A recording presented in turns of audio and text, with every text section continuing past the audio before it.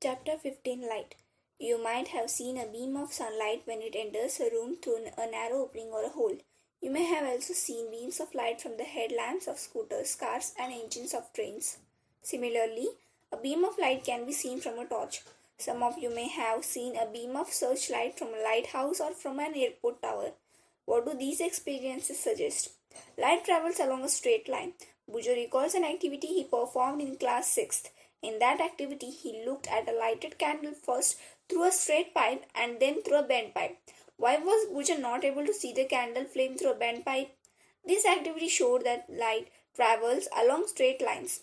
How can we change the path of light? Do you know what happens when light falls on a polished or a shiny surface? Reflection of light. On one way to change the direction of a light is to tell it fall on a shiny surface. For example, a shining stainless steel plate or a shining steel spoon can change the direction of light. The surface of water can also act like a mirror and change the path of light. Have you ever seen the reflection of trees or buildings in water? Any polished or shiny surface can act as a mirror. What happens when light falls on a mirror? You have learned in class 6 that a mirror changes the direction of light that falls on it. This change of direction by a mirror is called reflection of light. Can you recall the activity in which you got the light of a torch reflected from a mirror? Let us perform a similar activity. Activity 15.1. Take a torch, cover its glass with a chart paper which has three narrow slits as shown in figure 15.5.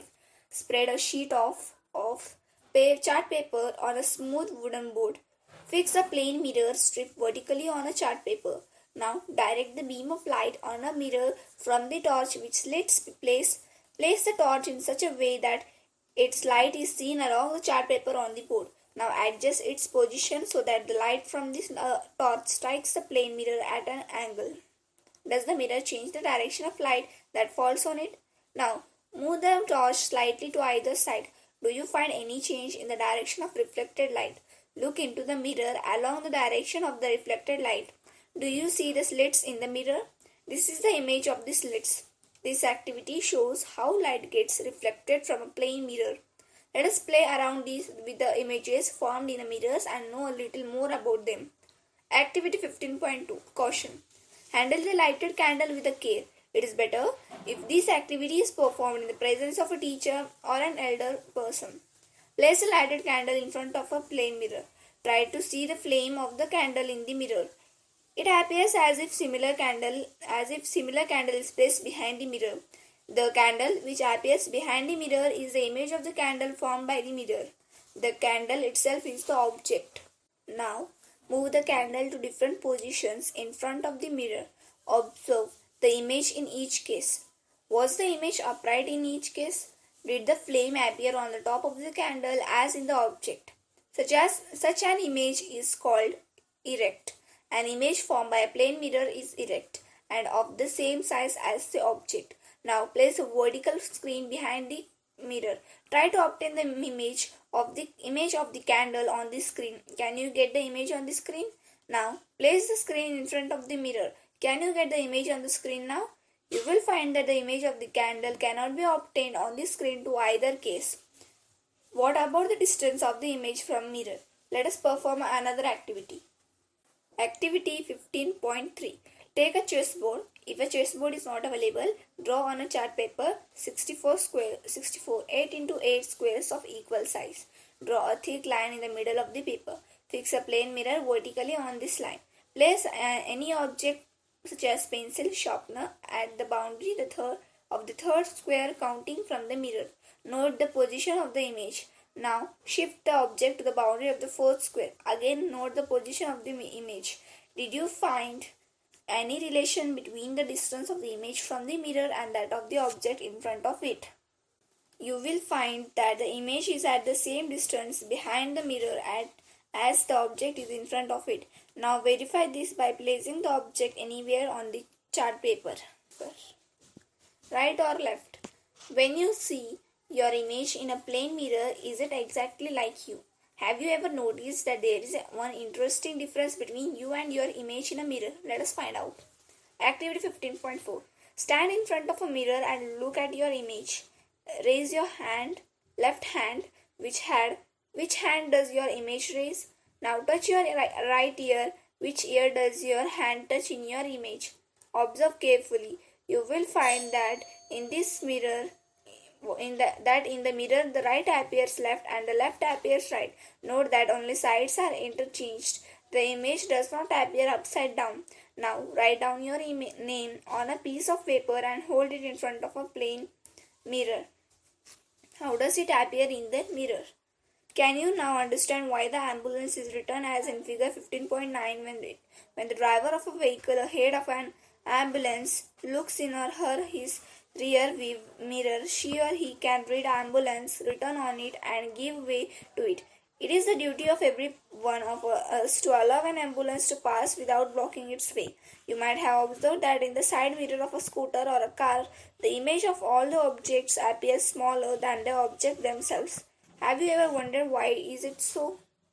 Playing with spherical mirrors. Paheli and Bujo were waiting for their dinner. Bujo lifted a stainless steel plate and saw his image in it. Oh, this plate acts as a plane mirror. My image is erect and is of same size.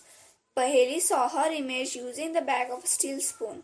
Bujo, look here. I can also see my erect image, though it is smaller in size. This spoon also acts as a mirror of some kind, said Paheli. You can also use a spoon or any curved shining surface to see your image. Activity 15.5. Take a stainless steel spoon. Bring the outer side of this spoon near your face and look into it. Do you see your image in it?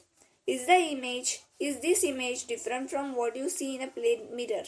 Is the image erect? Is the size of the image the same, smaller or longer or larger? Now look at your image using the inner side of the spoon. This time you may find that the image is erect and larger in size. If you increase the distance of the spoon from your face, you may see your image inverted. You can also compare the image of your pen or pencil instead of your face. The curved shining surface of a spoon acts as a mirror. The most common example of a curved mirror is a spherical mirror. If the reflecting surface of a spherical mirror is concave, it is called a concave mirror. If the reflecting surface is convex, then it is a convex mirror. Why are concave and convex mirrors called spherical mirrors? Take a rubber ball and cut a portion of it with a knife or hacksaw blade. Be careful. Ask an elder person to help you in cutting the ball. The inner surface of the cut ball is called concave and the outer surface is called convex. The inner surface of spoon acts like a concave mirror while its outer surface acts like convex mirror.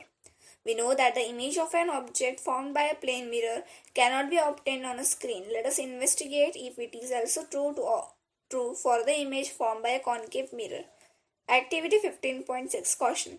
You will conduct activity 15.6 in the sunlight. Be careful, never look directly towards the sun or its image as it may damage your eyes. You may look at the image of the sun when it is thrown on a screen or a wall.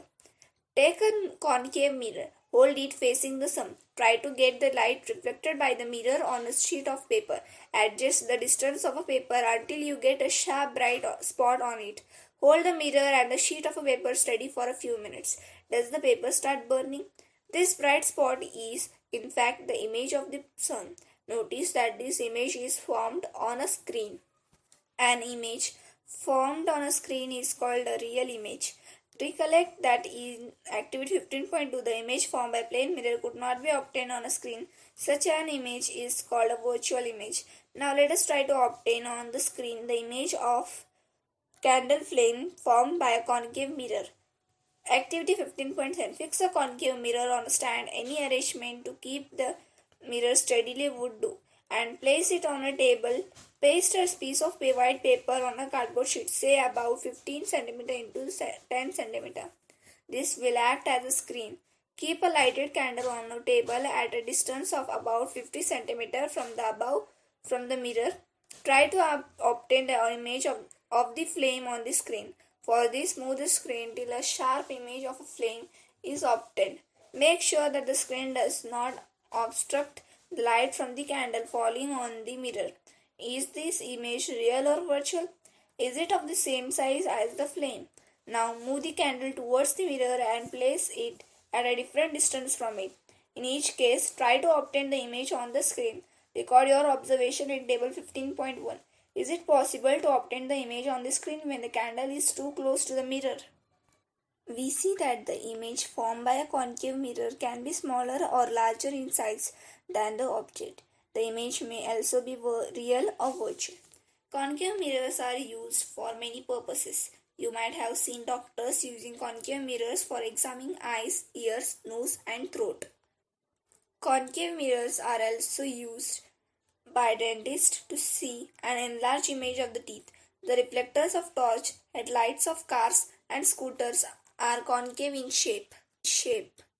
Bujo observed his image in the shiny surface of the bell on his new bicycle. He found that his image was erect and smaller in size. He wondered if the bell is also a kind of spherical mirror. Can you recognize the type of the mirror? Now note that the reflecting surface of the bell is convex. Activity 15.8. Repeat activity 15.7 now with a convex mirror in a place of a concave mirror.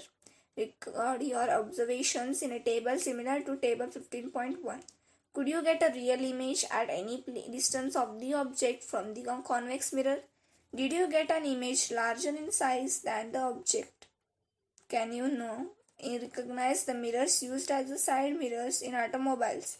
These are the convex mirrors. Convex mirrors can form images of objects spread over a large area. So, these help the drivers to see the traffic behind them.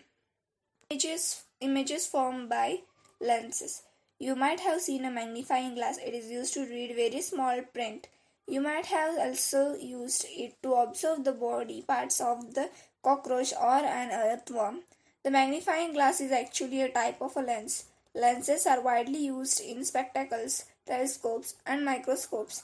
Try to add a few more uses of lenses to this list. Get some lenses, touch and feel them. Can you find some differences just by touching? Those lenses which feel thicker in the middle than at the edges are convex lenses.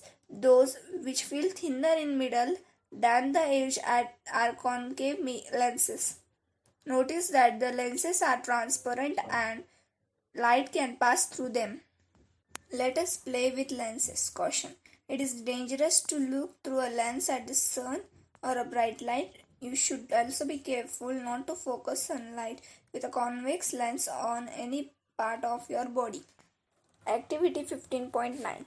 Take a convex lens or a magnifying glass. Put it in the path of a sun rays. Place a sheet of paper as shown. Adjust the distance between the lens and the paper till you get a bright spot on the paper. Hold the lens and the paper in the position for a few minutes. Does the paper begin to burn? Now replace the convex lens with a concave lens. Do you see a bright spot on the paper this time too? Why are you not getting a bright spot this time? We have seen in the case of mirrors that for different positions of object, the nature and size of image change. Is it true for lenses also? Let us find out. Activity 15.10. Take a convex lens and fix it on a stand as you did with the concave mirror. Place it on a table. Place a lighted candle at a distance of about 50 cm from the lens. Try to obtain the image of the candle on a paper screen placed on the other side of the lens. You may have to move the screen towards or away from the lens to get a sharp image of the flame. What kind of an image did you get? Is it real or virtual? A convex lens converges, bends inwards, the light generally falling on it. Therefore, it is called a converging lens. On the other hand, a concave lens diverges, bends outward, the light, and is also called diverging lens. Now vary the distance of the candle from the lens. Try to obtain the image of the candle flame every time on the paper screen by moving it. Record your observation as you did in 15.7. You did in activity 15.7 for the concave mirror. Did you get in any position of the object an image which was erect and magnified? Could these image be obtained on a screen? Is this image real or virtual? This is how a convex lens is used as a magnifying glass. In a similar fashion, study the images formed by a concave lens. You will find that the image formed by a concave lens is always virtual, erect, and smaller in size than the object. Sunlight, white or colored. Have you ever seen a rainbow in the sky? You might have noticed that it appears usually after the rain when the sun is low in the sky. The rainbow is seen as a large arc in the sky with many colors. How many colors are present in a rainbow? When observed carefully, there are 7 colors in rainbow. Though it may not be easy to distinguish all them. These are red, orange, yellow, green, blue, indigo, and violet. You might have seen that when you blow soap bubbles, they appear colorful. Similarly, when light is reflected from the surface of a compact disc CD, you see many colors. On the basis of these experiences, would we say that the sunlight is a mixture of different colors? Let us investigate. Activity 15.11. Take a glass prism. Allow a narrow beam of sunlight through a small hole in the window of the dark room to fall on one face of the prism. Let the light coming out of the other surface of the prism fall on a white sheet of paper on a white wall or on a white wall.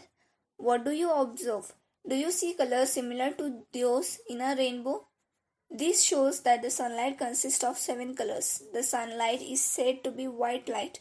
This means that the white light consists of 7 colors. Try to identify these colors and write their names in your notebook. Can we mix these colors to get white light? Let us try. Activity 15.12. Take a circular cardboard disc of about 10 cm diameter. Divide this disc into 7 segments. Paint the 7 rainbow colors on these segments as shown in figure 15.31a. You can also paste colored papers on these segments. Place a small hole at the center of the disc. Fix the disc loosely on the tip of a refill of a ball pen. Ensure that the disc rotates freely. Rotate the disc in the daylight. When the disc is rotated fast, the colors get mixed together and the disc appears to be whitish. Such a disc is popularly known as Newton's disc. Paheli has a brilliant idea. She has prepared a small top with a small circular disc with 7 rainbow colors painted on it. When the top rotates, it appears nearly white.